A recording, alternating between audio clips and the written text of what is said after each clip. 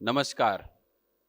उत्तर प्रदेश से लेकर उत्तराखंड की राजनीति में अपना अहम योगदान देने वाले कांग्रेस के वरिष्ठ नेता, पूर्व विधायक एवं पूर्व काबीना मंत्री श्री सूरवीर सिंह सजवाण जी आज हमारे साथ हैं।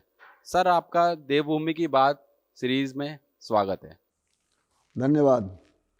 ये देवभूमि है और देवभूमि में जितने आपके साथी यहाँ आए हैं उनका और यूथ कांग्रेस की ओर से जो ये योगदान दिया जा रहा है पार्टी को, उसका मैं स्वागत करता हूँ।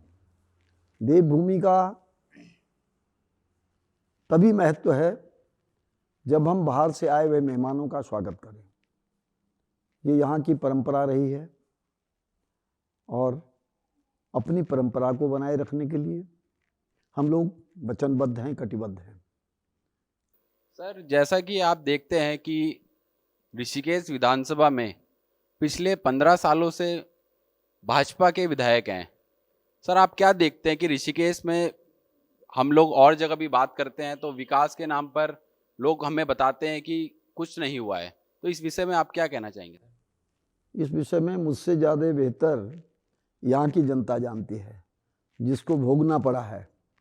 और मैं तो ये कह सकता हूँ कि जिन 5 वर्षों में 2002 से 2007 तक मैं यहाँ का विधायक रहा, मुझे फक्र है इस बात का कि नहरों का, सड़कों का, पुलों का मैंने जाल बिछवाया और गरीब से गरीब व्यक्ति की सहायता करके तब के माननीय मुख्यमंत्री नारायण तिवारी से जो सहायता दिलवाई, मुख्यमंत्री सहायता कोष से गरीबों को जो राहत दिलवाई और जंगली जानवरों से यहाँ की भूमि को बचाने के लिए, किसानों की ज़मीन को बचाने के लिए, पशुओं को बचाने के लिए मैंने 47 किलोमीटर तार बाड़ करवाई है, इलेक्ट्रिक बाड़। और मुझे इस बात का भी बहुत बड़ा फक्र है कि अब तक उत्तराखंड में जो सबसे बड़ी चीज़ मिली है, सबसे बड़ा संस्थान मिला है, वो एम्स मिला है। और मेरे पास सौभाग्य से उस समय टेरी बांध के विस्थापितों का विभाग था और मैंने 106 एकड़ जमीन स्वास्थ्य विभाग को दे करके मैं यहाँ एम्स लाया हूँ। और एम्स का आज पूरा फायदा पूरे देश को मिल रहा है, पूरे पश्चिम उत्तर प्रदेश को मिल रहा है, देश को मिल रहा है, हिमाचल प्रदेश को मिल रहा है और देश के विभिन्न क्षेत्रों के लोग जो तीर्थ यात्रा के लिए आते हैं चारों धामों में, वो आकर के उसका लाभ ले रहे हैं। तो और हजारों बच्चे यहाँ के जिनको वहाँ रोजगार मिला है, वो बहुत दिनों से बेरोजगार थे, तो वो उनके हाथों को काम मिला है। सर, आपको कहा जाता है ऋषिकेश की जनता के द्वारा कि आपने ऋषिकेश में अपने मंत्री पद जब आपके पास था तो ऋषिकेश में आपने सड़कों का जाल बिछाया था। सर, आप क्या कहना चाहेंगे इस बारे में? अब उनको बने हुए 17-18 साल हो गए सड़कों को और आज वो उनके बेहाल हैं। जिस गली में जाओ वहाँ सड़क की बात लोग करते हैं, जहाँ जाओ नहरों की बात करते हैं। नहरों का भी विभाग मेरे पास था तो नहरों का और गूलों का जाल बिछाया गया, नालियाँ बनाई गई और हम एक दिन भी 5 वर्षों में एक दिन भी हमने कोई व्यक्तिगत काम नहीं किया, उसी काम में लगे रहे। और विकास एक अविरल चलने वाली प्रक्रिया है। उस अविरल चलने वाली प्रक्रिया में आज जो विकास रुका है, जो थम गया विकास, और लोग अब महसूस कर रहे हैं, वैसे तो होना तो यही चाहिए था। हमारे पहाड़ी भाषा में एक कहावत है कि एक भेल तो गुड़ बिचित और एक भेल भी खराब हुए और एक भेल पड़ी फिर और तब तेसर भेल पड़ गई और अब अति हो गई और अति के बाद अंत होता है। तो इस वक्त निश्चित रूप से यहाँ की संभ्रांत जनता मन बना चुकी है कि बदलाव लाना है और हम माननीय प्रेमचंद अग्रवाल जो यहाँ के विधायक हैं, जो यहाँ के जो विधानसभा अध्यक्ष के पद को भी सुशोभित कर रहे हैं। उन्होंने 15 साल में क्या किया ये जनता बहुत ठीक ढंग से जानती है, और मैं तो देख ही रहा हूं। मैं ये कह सकता हूं कि जितना उन्होंने 15 वर्षों में किया है उसका 1000 गुना काम मैंने 5 साल में किया है। वो काम नहीं कर सकते वो, ना उनकी सोच है। मैंने मैरिन ड्राइव का निर्माण करवाया और उस आस्था पथ पर सारे शहर के लोग आज मॉर्निंग वॉक करते हैं, इवनिंग वॉक करते हैं।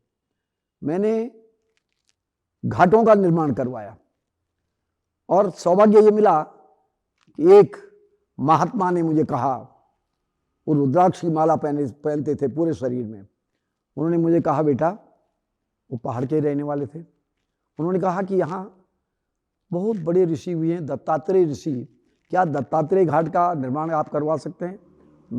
मुझे वो सौभाग्य मिला और मैंने करोड़ों रुपए की लागत से वो दत्तात्रेय घाट का निर्माण भी करवाया। मैंने यहाँ के नौजवानों को, यहाँ के बेरोजगारों को राह दिखाई। नांदेड़ तिवारी के नेतृत्व में जो सरकार चली उसमें हजारों नौजवानों को रोजगार मिला, और आज सिडकुल में इसी क्षेत्र के सैकड़ों लोग हैं जो वहां काम करते हैं। सिडकुल हमारी सरकार की देन है, और उसके अलावा जितने निर्माण के काम हुए हैं वो पंडित नांदेड़ तिवारी के नेतृत्व वाली सरकार में हुए। और उसके बाद जब फिर हमारी सरकार आई, कांग्रेस की सरकार आई, तब भी बहुत तेरे ऐसे काम हुए हैं। माननीय हरीश रावत जी ने उन चीज़ों को भी छुआ है जो ग्रामीण क्षेत्र की निरीह महिलाओं के काम आई, जो लड़कियों के काम आए, जो हमारा जो पुरोहित है उसके काम आई। और आज तीर्थ पुरोहितों को क्या हाल है, जिनको पूरे देश के लोग तीर्थों में जाकर जिनके चरण छूते हैं, आशीर्वाद लेते हैं। मैंने जब उनको विधानसभा के बाहर वहाँ पुलिस को दौड़ाते देखा और जब वो उनको जमीन पर बैठे देखा तो मेरी आंखों में आंसू आ गए, क्योंकि ये हमारी धार्मिक परंपराओं को नुकसान पहुंचाया गया।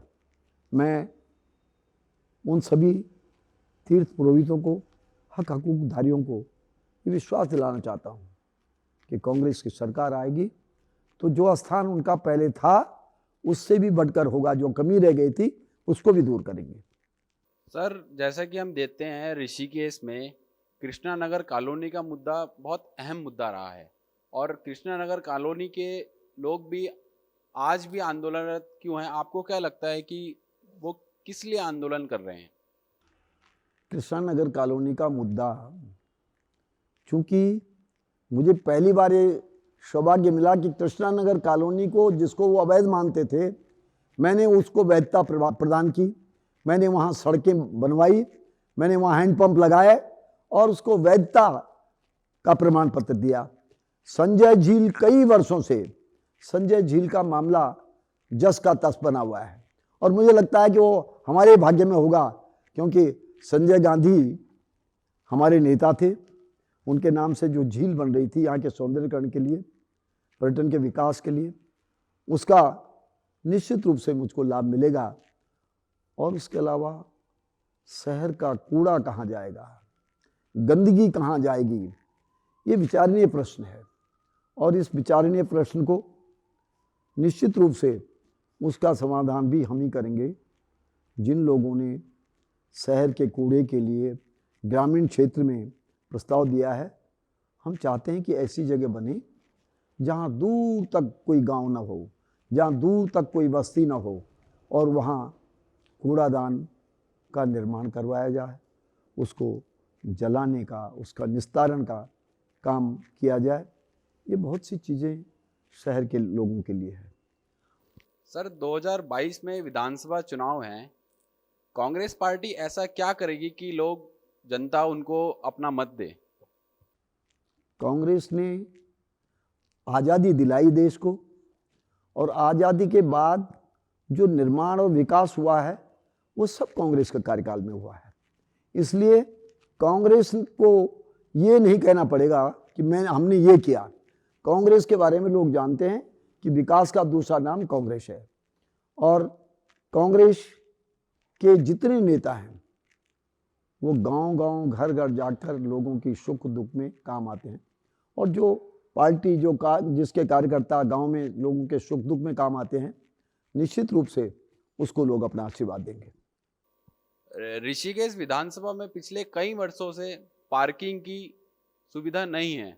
सर, अगर आप विधायक बनते हैं तो आप इस समस्या का समाधान करेंगे?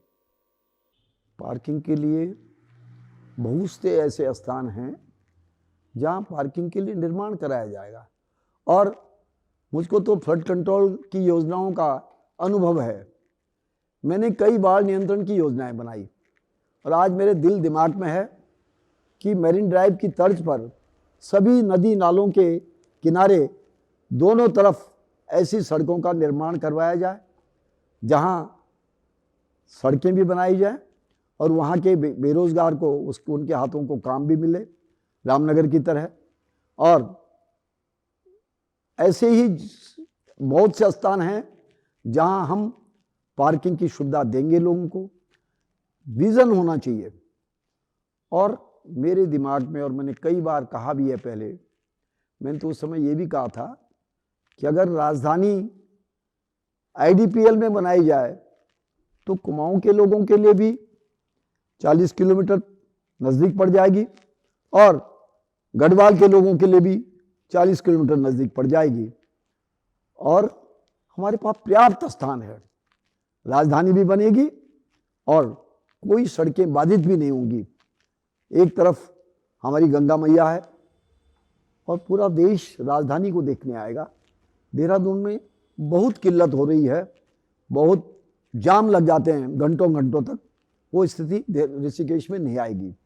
और उसके अलावा मैं आपके संज्ञान में ये भी कहना चाहता हूँ कि मेरी मांग थी कि हम ऋषिकेश को जिला बनाएं, और जब ऋषिकेश जिला बनेगा तो ऋषिकेश के साथ यमकेश्वर का कुछ भाग और नरेंद्र नगर का भी कुछ भाग आएगा, और ये जिला वैसे भी सेंटर में है।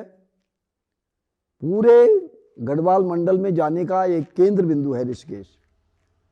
तो जब ये जिला बनेगा तो यहाँ के नौजवानों को भी काम मिलेगा और यहाँ का सर्वांगीण विकास भी होगा।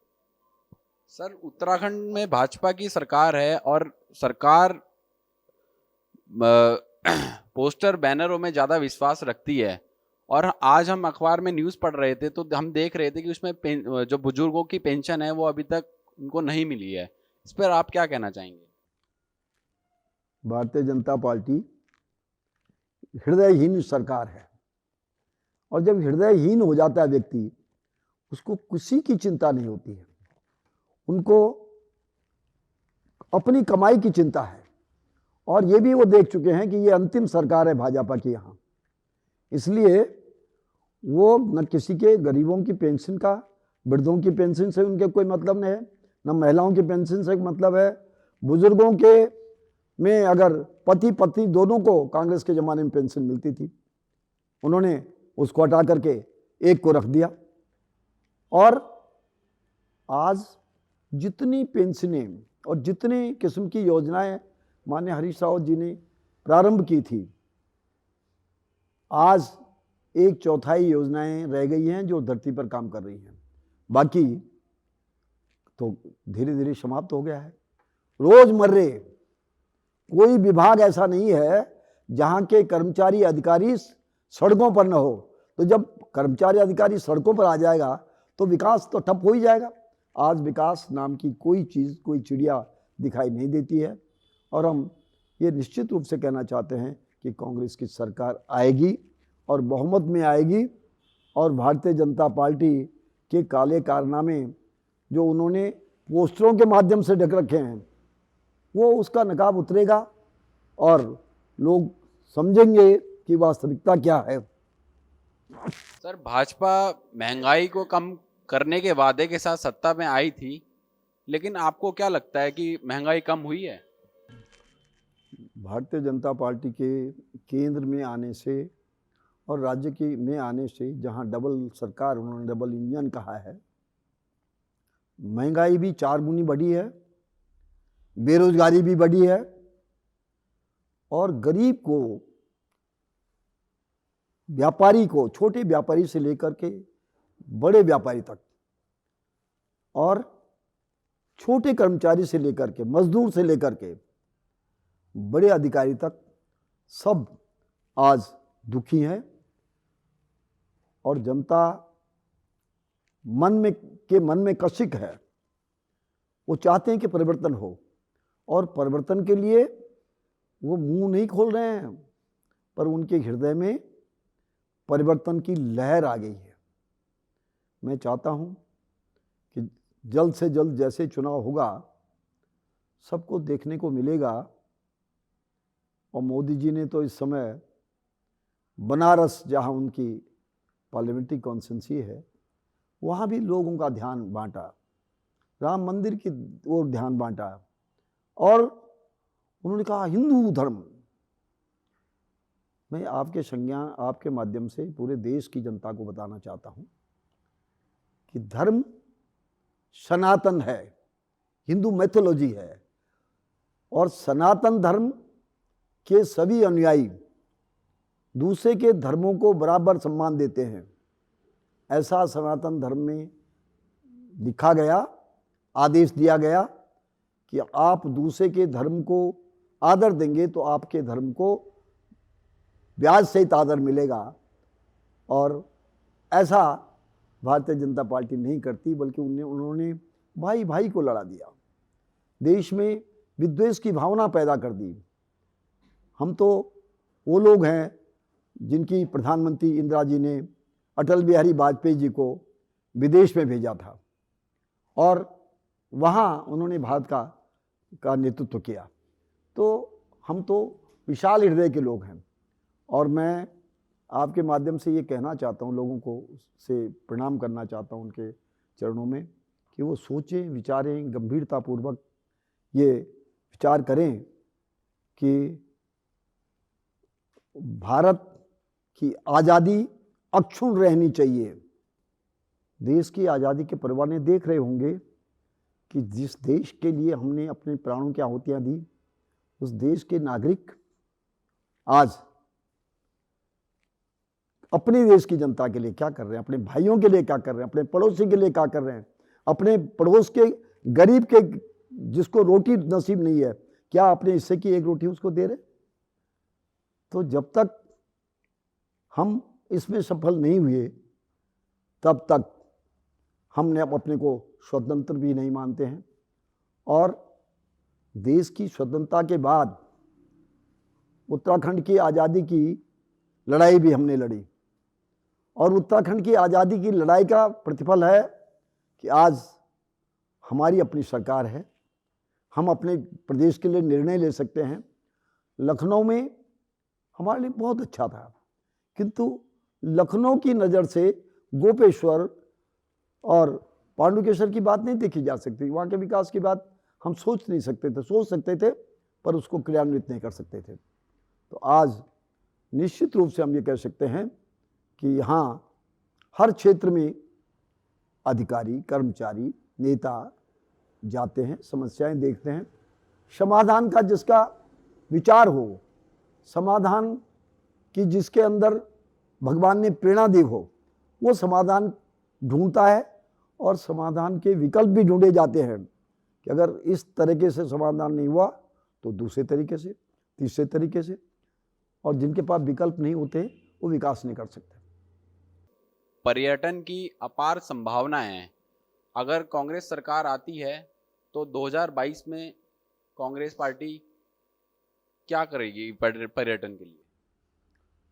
पर्यटन और सिंचाई दोनों का समन्वय होना चाहिए, फॉरेस्ट का समन्वय होना चाहिए। तीनों विभाग जब ये कृत संकल्पित होंगे कि हम यहाँ पर्यटन का विकास करेंगे, तो नदी नालों का प्रदेश है, नदियों के तट पर जहाँ सिंचाई विभाग की ज़मीन है, जहाँ फॉरेस्ट की ज़मीन है वहाँ पर्यटन विभाग को हम 100 साल की 99 साल की लीज पर दे सकते हैं और वहाँ देश के उद्योगपति, यहाँ के स्थानीय उद्योगपति जिनके मन में एक अच्छा विचार हो पर्यटन के क्षेत्र में, उनको इसमें सुविधा दी जानी चाहिए।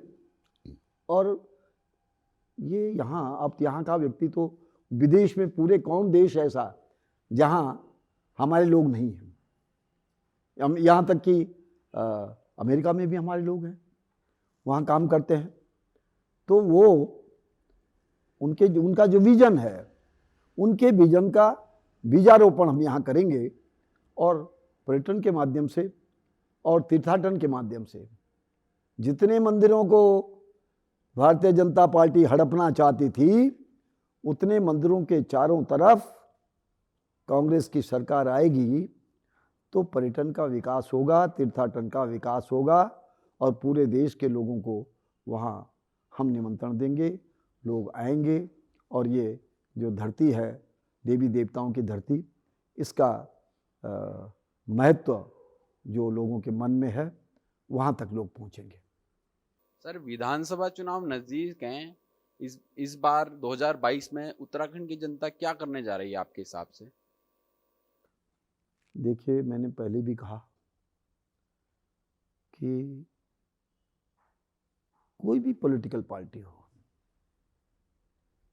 अगर उसने ये देख लिया कि कैंडिडेट कौन है, लोग ये देखते हैं, जनता देखती है कि किस पार्टी का क्या कैंडिडेचर है।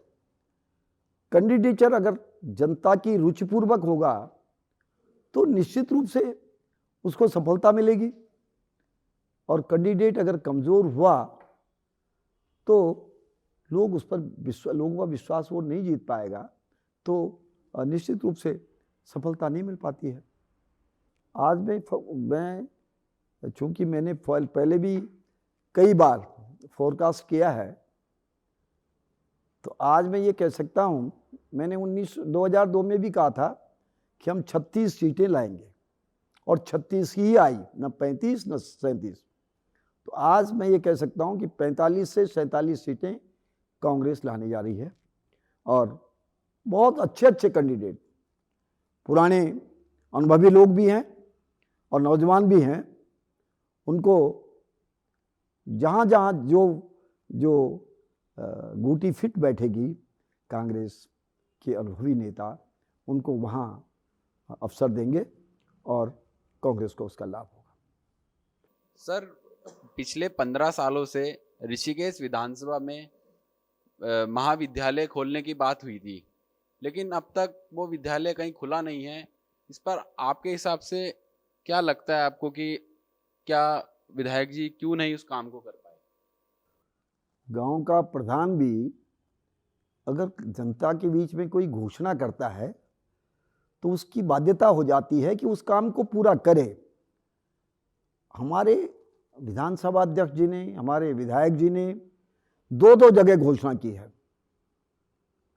गुमानी वाले में भी की है, छिद्र वाले में भी की है, और छिद्र वाले के चिकित्सालय के उच्चीकरण की बात भी की है। मेरे समय में जब हमारी सरकार थी, करोड़ों करोड़ रुपए की लागत से खदरी में एक पॉलिटेक्निक बना है, आप अवश्य वहाँ जाएंगे जरूर। उसका उपयोग नहीं कर पाई, उसका उपयोग यहाँ के नौजवानों को नहीं दे पाई है सरकार, वो खंडर बनता जा रहा है और मुझे आंसू आते हैं और सोचता हूँ कि जब कभी हमारे हाथ में कुछ आएगा तो उसका पुनर्निर्माण करेंगे। यहाँ तो लड़कियों के महाविद्यालय की भी आवश्यकता है, उसकी मांग भी बार बार उठती है, और हमारे नौजवानों के लिए खेल के मैदानों की भी कमी है। और जब हम खेल के मैदानों की बात करते हैं तो जब तक मैं देख रहा था कि गुमानी वाले में एक बार बच्चे खेल रहे थे और मैंने सोचा कि ये इनके लिए निर्धारित है। बाद में उन्होंने कहा कि ये फॉरेस्ट की लैंड है, और मेरे मन में है कि फॉरेस्ट विभाग से को प्रस्ताव दे करके उसको बच्चों के खेल के मैदान के रूप में विकसित किया जाए। हमारे बच्चे हैं, वन विभाग भी हमारा है, तो ऐसी कई जगह है जहाँ अलग अलग स्थानों में रायवाले में आप देख रहे हैं उस खेल के मैदान के लिए लोगों ने संघर्ष भी किया है।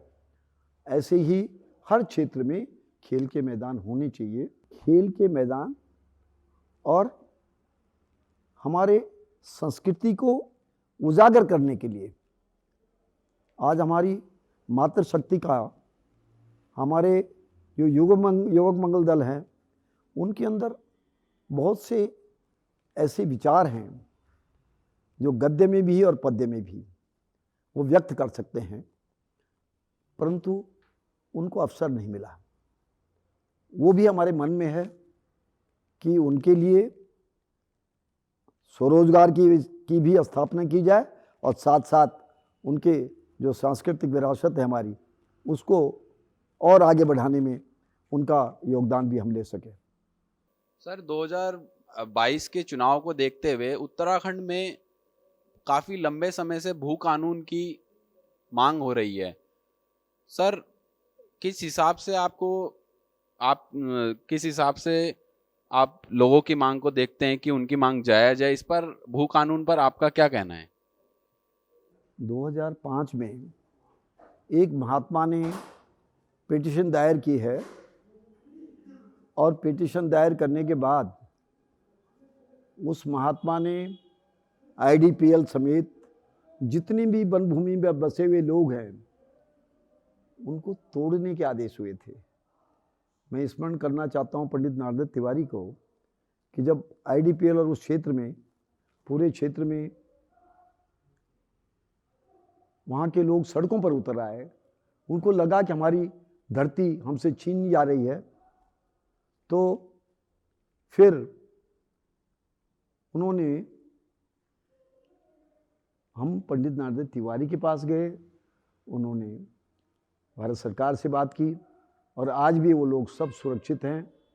मैं पंडित नारद तिवारी को आज स्मरण कर रहा हूँ कि उन्होंने हजारों परिवारों को बचाया है और अभी भी वो खतरे की जद में हैं। हम उनको बचाने की कोशिश करेंगे।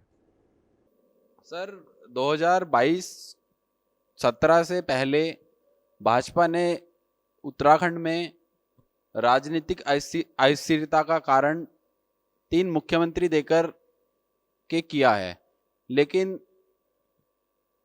जो भाजपा ने तीसरा मुख्यमंत्री उत्तराखंड को दिया है, तो आप किस प्रकार से इस चीज को देखते हैं? मुख्यमंत्री का पद बड़ा होता है और बिना अनुभव के उसको चलाया नहीं जा सकता। धामी हमारे छोटे भाई हैं, 2012 में पहली बार एमएलए बने और उनको मुख्यमंत्री का पद मिला, इसके लिए हम शुभकामनाएं देते हैं। किंतु उनके ही नीचे के जो लोग जो उनके नीचे मंत्री के पद पर है, विधायक पे पद पर है, वो असहज महसूस कर रहे हैं। वो धामी के नीचे कैसे काम करें और वो अपना अपमान भी मानते हैं कि उनकी पार्टी हाईकमान ने उनको लज्जित करने के लिए ये काम किया है। त्रिवेंद्र में कौन बुराई थी?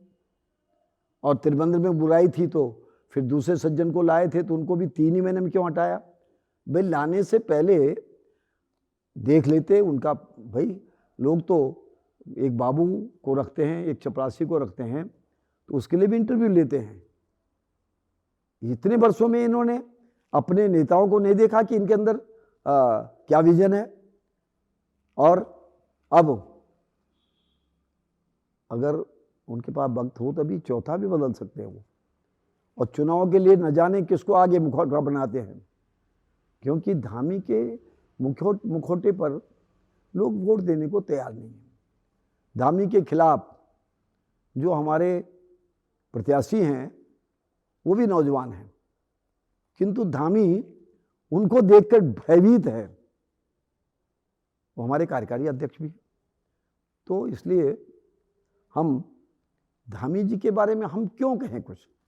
वो तो भारतीय जनता पार्टी ने 3 बदले और तीनों के बारे में लोग जान गए कि क्या क्या हैं। हम कभी भी किसी दूसरे पक्ष के बारे में उसको अयोग्य नहीं बताएंगे। योग्यता अयोग्यता उनको देखनी चाहिए थी, पर उसकी जो हानि हुई है, हानि उठानी पड़ी है, उनकी जिद्द की, उनकी कमजोरी की, उनके अनुभवहीनता की, वो प्रदेश को उठानी पड़ी। देवभूमि की बात में आज के लिए बस इतना ही। अगली मुलाकात हम नए एपिसोड के साथ किसी अन्य वरिष्ठ नेता के साथ दोबारा यूथ कांग्रेस के पेज पर लाइव आएंगे। सर, आप हमारे साथ जुड़ने के लिए आपका बहुत बहुत धन्यवाद।